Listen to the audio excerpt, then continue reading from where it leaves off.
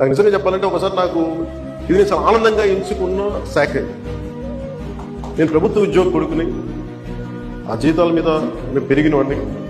మా నాన్న జీతాలు రాకపోతే మమ్మల్ని స్కూల్ బయటికి పంపించి మళ్ళీ జీతాలు వచ్చిన తర్వాత మళ్ళీ స్కూల్లోకి ఎలా చేసినాయి అవి కూడా ఉన్నాయి నా సంగతి. అలాంటి సంఘటన సందర్భంగా కష్టాన్ని అర్థం చేసుకున్నాను. అంటే 1వ తారీఖు జీతం రాకపోతే ఏమవుతుంది నాకు అనుభవం. అలాగే ఆఖరి వారంలో డబ్బులు అయిపోతే కూడా ఆ పరిస్థితి కూడా నాకు తెలుసు.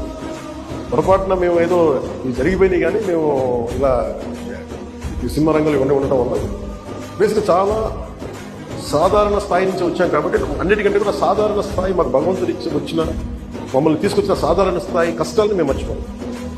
అందుకని ఈ రోజున రోడ్ల మీద బయటికి వెళ్ళి ఎందుకు ఆగి ఎందుకు మాట్లాడతానంటే ఆ కష్టం ఎలా ఉంటుందో నాకు తెలుసు. ఇందాక మీరు ఇచ్చిన రిప్రజెంటేషన్ కూడా